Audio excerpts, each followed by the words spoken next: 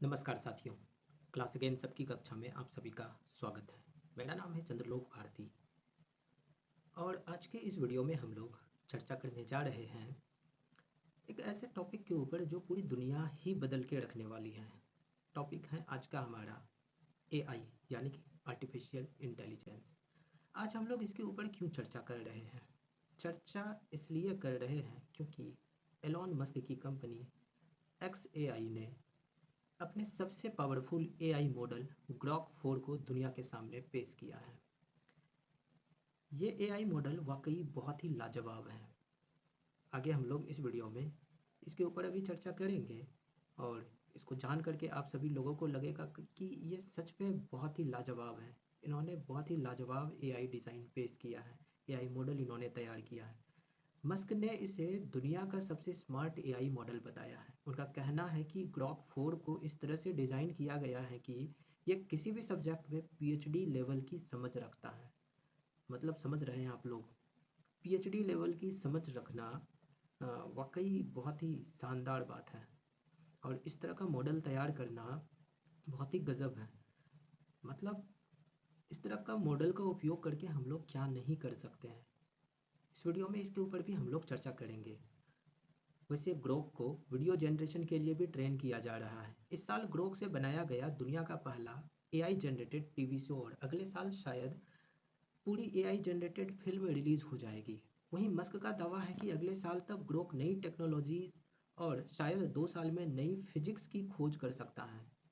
ये बहुत बड़ी घोषणा है। मतलब जिन चीज़ों की तलाश में मतलब इतने सारे वैज्ञानिक लगे रहे और उन्हें बहुत सारे साल लगे, मतलब सालों उन्होंने बिताया और कई जनरेशन्स बीत गए। मतलब साइंटिस्ट्स के जो जनरेशन्स, वैज्ञानिकों के जनरेशन्स जो हैं वो बीत गए और इनके बीतने के बाद जा कर के हमें कई लॉज मिले। चाहे वो न्यूटन के द्वारा दिया गया जो भी लॉज हैं, 3 फंडामेंटल लॉज ऑफ फिजिक्स, जो लॉज ऑफ मोशन है, ग्रेविटेशन है, और भी थ्योरी ऑफ रिलेटिविटी, ऐसे ही बहुत सारे लॉज जो हमें मिल रहे हैं, जो सिद्धांत हमें मिल रहे हैं। ये सिद्धांत ऐसा नहीं है कि बस एक वैज्ञानिक ने उनके ऊपर रिसर्च करना शुरू किया और उन्होंने ये सिद्धांत दे दिया। It was not so.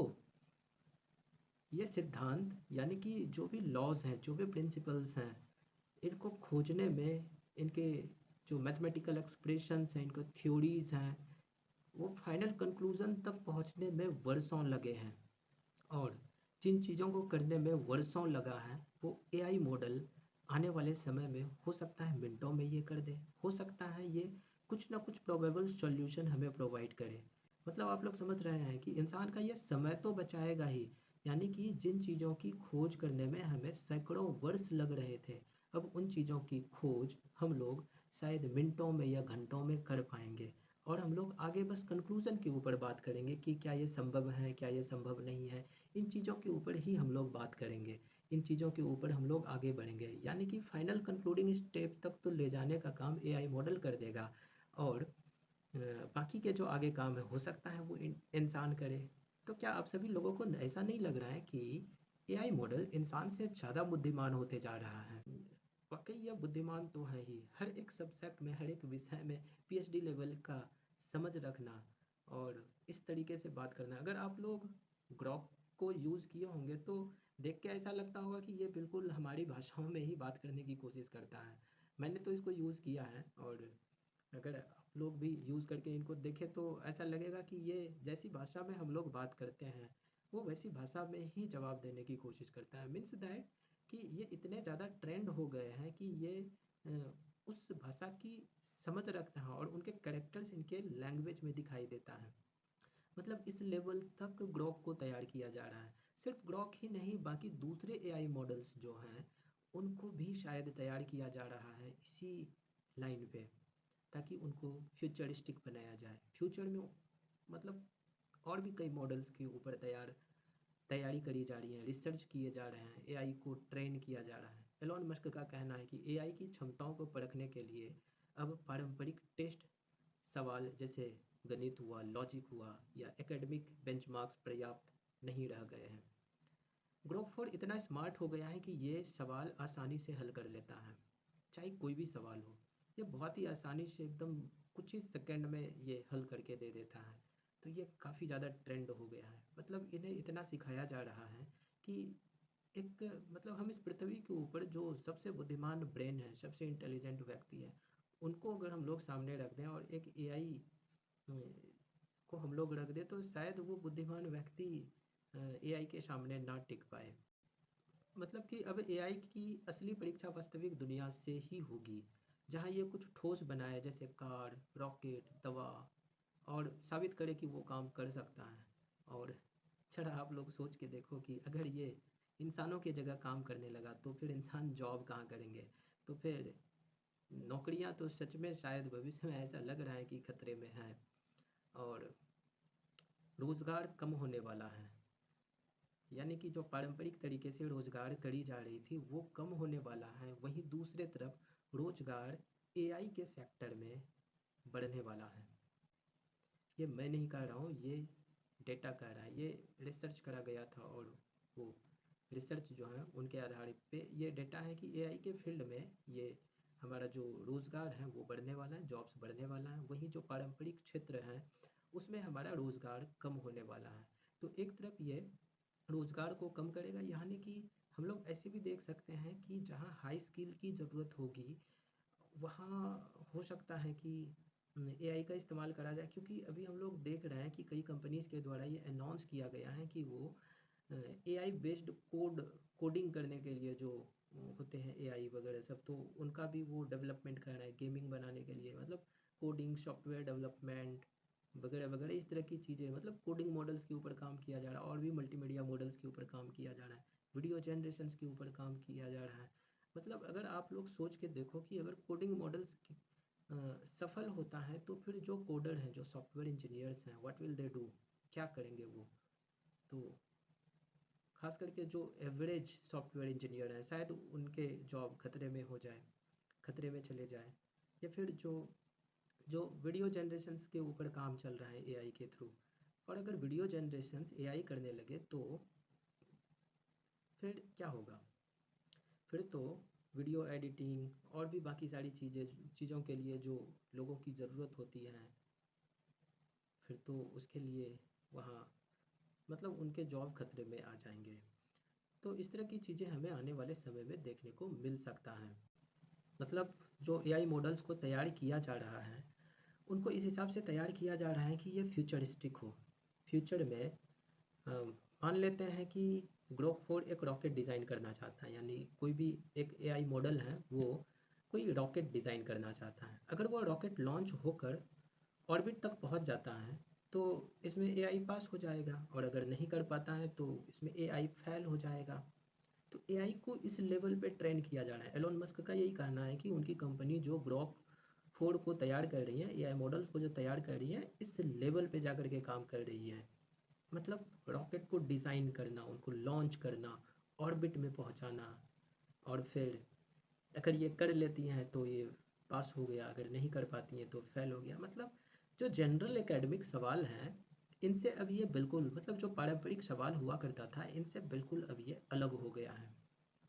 दवाई के फील्ड में अगर हम लोग देखें तो एआई मॉडल्स कैंसर जैसी दवाइयों को डिज़ाइन करने में यूज़ किया जा सकता है। इनका क्लिनिकल ट्रायल्स में ये काम करती हैं, नहीं करती हैं। तो इसमें जो एआई ने रियलिटी टेस्ट पास किया, नहीं पास किया, मतलब इसके ऊपर अब बातें होंगी। इसके ऊपर नहीं कि एआई ये वाला सवाल कर पाया या नहीं कर पाया, एआई ने ये वाला सम कर पाया या नहीं कर पाया, शायद इसके ऊपर ना हो।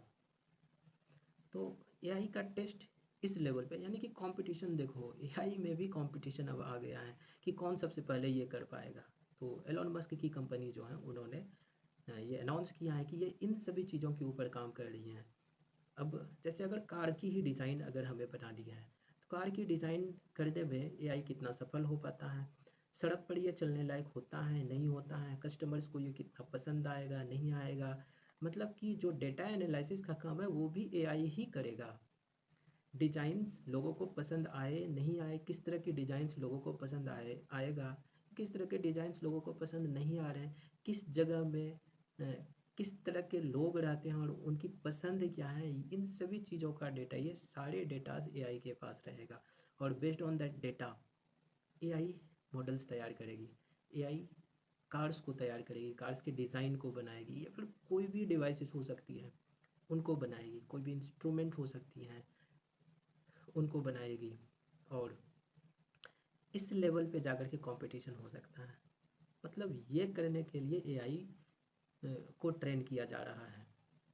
तो एक्स ने यानी कि एलोन मस्क ने इस तरह की मतलब इस तरह का उदाहरण दे करके उन्होंने कहा कि उनकी कंपनी इनके ऊपर काम कर रही है। एआई की अगर हम लोग बात करें तो एआई मॉडल में इतनी कंप्यूटिंग ताकत है कि वो जटिल जो फिजिक्स से जुड़े जो सिमुलेशन है उनको चला सकती है। वो भी उसी स्तर पर जैसे बड़े बड़े वैज्ञानिक और रिसर्चर करते हैं। यानी ये एआई फिजिक्स के नियमों को समझ कर और उसका इस्तेमाल करके रियल वर्ल्ड जैसी सिमुलेशन बना सकती है। एआई जटिल गणित के सवाल हल कर सकती है और अपनी रीजनिंग प्रोसेस को समझा सकती हैं। ये रियल टाइम टूल्स का इस्तेमाल करके प्रिडिक्शन कर सकती है। डेमो में बेसबॉल की वर्ल्ड सीरीज में लॉस एंजल्स डॉजर्स को 21.6% जीतने का चांस बताया था और इसने कई साइट्स को स्कैन किया और अपनी कैलकुलेशन से जवाब भी दिया था। और अगर आप सभी लोगों ने ग्रोक का इस्तेमाल किया होगा और उसमें डीप सर्च का एक ऑप्शन आता है, तो डीप सर्च करने पे हमें पता चलता है कि ये जो प्रोसेस से गुजर रहा होता है, मतलब डीप सर्च मतलब ये दुनिया भर में जितने भी साइट्स के ऊपर, वेबसाइट्स के ऊपर जितनी भी इंफॉर्मेशन है वो सबको स्कैन करता है और सबको स्कैन करके हमारे सामने ये इंफॉर्मेशन को पेश करता है समराइज्ड वे में। अगर आप सभी लोगों को मतलब जिन इन्फॉर्मेशन को उन्होंने एक्सेस किया वो नीचे उन्होंने अटैच भी किया होता है उन लिंक्स को, तो उनके जरिए आप उनको वेरीफाई भी कर सकते हैं और उनका एक बहुत ही सुंदर सा समरी ये तैयार करके हमें दे देते हैं। मतलब जिन चीज़ों को करने में कई लोगों की ज़रूरतें होती थी उनको बस एक एआई मॉडल तैयार करके दे रहा है, वो बस एक एआई मॉडल ही करके दे रहा है। मतलब ये वाकई गजब की टेक्नोलॉजी है और गजब तरीके से इनको तैयार करा जा रहा है। हिस्टोरिकल रिसर्च, हिस्टोरिकल डेटा की का रिसर्च करके इवेंट्स और सोशल मीडिया एक्टिविटी के आधार पर टाइमलाइन ये बना सकती है। पब्लिक रिएक्शंस को ट्रैक कर सकती है, मतलब ये इमोशंस को ट्रैक कर सकते हैं। पब्लिक रिएक्शंस मीन्स इमोशन, तो उन्होंने जो रिएक्ट किया तो उनका क्या इमोशंस है नहीं है वो, मतलब ये एआई उन इमोशंस को भी अब पहचान सकती है। इस लेवल पर इनको तैयार किया जा रहा है। यानी कि एआई मॉडल्स इस लेवल पे तैयार हो रहा है कि ये हर एक एक्टिविटी, मतलब एक इंसान जिस तरीके से सोचता है, इवन कि हमें तो ऐसा लग रहा है कि आने वाले समय में एआई बहुत ही ज़्यादा बुद्धिमान होने वाला है और ह्यूमन से ये ज़्यादा इंटेलिजेंट होने वाला है। हो सकता है कहीं कहीं इन्हें मात खाना पड़े, लेकिन अगर इन्हें उस फील्ड में भी ट्रेन कर दिया जाए तो वहाँ पर भी ये काफ़ी ज़्यादा खुद को मतलब साबित कर पाएगा। वॉइस एक्सपीरियंस की अगर बात करें तो एआई ने नए और बेहद रियलिस्टिक वॉइस मॉडल्स लॉन्च किया है, जैसे ब्रिटिश एक्सेंट वाली ईव। ईव ने लाइव डेमो में डाइट कोक पर एक मज़ेदार ओपेरा भी गाया था। मतलब इस लेवल पे मतलब वॉइस एक्सपीरियंस भी हमें देखने को मिल रहा है। प्रोग्रामर्स की ये मदद कर रहा है। हम सभी लोग, अगर आप सभी लोग कोडिंग की दुनिया से हैं, कंप्यूटर साइंस की दुनिया से हैं, तो आप सभी लोगों ने एआई का तो ज़रूर इस्तेमाल करा होगा। और जो भी कोडिंग की दुनिया से नहीं है उनको भी मैं बता दूँ कि एआई कोडिंग कर सकता है, यानी कि सॉफ्टवेयर इंजीनियर वाला काम जो है ना ये कर सकता है। और इनको उस लेवल पर भी तैयार किया जा रहा है कि ये मतलब हाई एंड कोडिंग कर सके, हाई एंड सॉफ्टवेयर डेवलपमेंट कर सके। मतलब आप अपनी पूरी सोर्स कोड फाइल को क्वेरी एंट्री बॉक्स में कॉपी पेस्ट कर सकते हैं और एआई आपके लिए उसे ठीक कर देगा। यानी ये प्रोग्रामिंग कोड को समझ सकता है, उसमें गलतियों को ढूंढ सकता है और उसे ठीक करने के सुझाव भी दे सकता है। रिसेंटली मैंने कुछ प्रोग्रामिंग किया था तो उसमें कुछ गलती हो गई थी और जो गलती हुई थी मुझे तो पता नहीं कि मैंने कहाँ गलती किया था नहीं किया था, तो मैंने एआई मॉडल पे वैसे ही उन प्रोग्राम्स को कॉपी करके डाल दिया, और कॉपी करके डालने से उन्होंने मेरे को बता दिया कि कहाँ पे मैंने गलती किया है। फिर उनको ठीक करने पे फिर मेरा प्रोग्राम अच्छे से काम भी किया। उन्होंने मतलब जो आउटपुट है, जो भी अ, जिस अनुसार प्रोग्राम को बनाया गया था, जो भी आउटपुट होना चाहिए था, तो वो आउटपुट भी उन्होंने दिया। तो मतलब कि आप लोग इस तरीके से भी एक्सपीरियंस कर सकते हैं इन एआई मॉडल्स को। बिजनेस सिमुलेशन की अगर हम लोग बात करें तो इसमें चाहे शेयर मार्केट हो या फिर वास्तविक दुनिया में जो हम लोग शेयर मार्केट में बैठ करके है ना ट्रेडिंग वगैरह सब करते हैं, या फिर जो भी डेटा एनालिसिस करते हैं, उसको ये एआई मॉडल्स कर पा रही हैं। मतलब इसका मतलब ये हुआ कि एआई को वो सारे काम करने होते हैं जो एक असली बिजनेस में किए जाते हैं, और एआई वो सारा काम कर सकता है। एआई बायोमेडिकल रिसर्च में भी अपना हाथ आजमा रही है। अगर हम लोग देखें तो इसका इस्तेमाल लाखों एक्सपेरिमेंट्स लॉग्स को स्कैन करने और तेज़ी से हाइपोथेसिस जनरेट करने के लिए भी किया जा रहा है। इसमें क्रिस्पर से जुड़े रिसर्च को भी तेज किया है, यानी कि एआई की मदद से जो क्रिस्पर केस वगैरह सब, जो डीएनए कटिंग वगैरह सब जो होता है, तो उसमें जो डीएनए टेक्नोलॉजी वगैरह सब है, क्रिस्पर एक ऐसी टेक्नोलॉजी होती है जो जीन एडिटिंग में इस्तेमाल किया जाता है। तो जीन एडिटिंग की तरफ जो है एआई ने काफ़ी ज़्यादा मदद किया है। वैज्ञानिक किसी जीव के डीएनए को बहुत सटीक तरीके से काट छाँट सकते हैं, और इसका मतलब यह है कि डीएनए के खास हिस्से को हटाया जा सकता है, बदला जा सकता है या जोड़ा जा सकता है, और इसमें भी एआई मॉडल्स मदद कर रही है। रेडियोलॉजी और फाइनेंस में भी ये काफ़ी ज़्यादा मददगार साबित हो रहा है। ये real time financial decision making के लिए लाइव टूल्स और डेटा के साथ इस्तेमाल हो रहा है। और अगर हम लोग देखें तो वीडियो गेम डेवलपमेंट हो गया, इन सब चीज़ों में भी ये मतलब काफ़ी ज़्यादा मदद कर रहा है। एआई का इस्तेमाल करके, यानी कि एपीआई का इस्तेमाल करके सिर्फ 4 घंटे में एक पूरी तरह functional 3D first person shooter game बनाया गया था। ये ग्रोक के द्वारा बनाया गया था। और भविष्य में जो हैं एआई गेम खेलकर उनकी मज़ेदार बातें भी बता सकेंगे। इस तरीके से भी तैयार किया जा रहा है। एआई के ऊपर मतलब कोडिंग मॉडल्स के ऊपर तैयार किया जा रहा है, और इसमें ग्रोक ने ये अनाउंस किया है कि कुछ हफ्ते में एक तेज़ और स्मार्ट कोडिंग के लिए खास मॉडल भी आने वाला है। मल्टीमीडिया एआई मॉडल्स को भी तैयार किया जा रहा है, जिसमें से इमेज जनरेशन, वीडियो, ऑडियो समझने की क्षमता में और ज़्यादा सुधार लाया जाएगा। और इन सभी चीज़ों को आप लोग है कुछ दिनों में, मतलब कुछ ही दिन पहले अगर हम लोग देखें तो इन सब चीज़ों का ट्रेंड हम लोग काफ़ी ज़्यादा देखते जा रहे हैं। और पिछले 1 से 2 वर्ष में अगर हम लोग देखें तो एआई टेक्नोलॉजी ने जो पूरी दुनिया को रिवॉल्यूशनाइज किया है, ये वाकई अमेजिंग है। It has changed the whole world, and it is definitely going to change the whole world. पूरी दुनिया को ये चेंज करने वाली है। और वीडियो जनरेशन तो ये कर ही रहा है।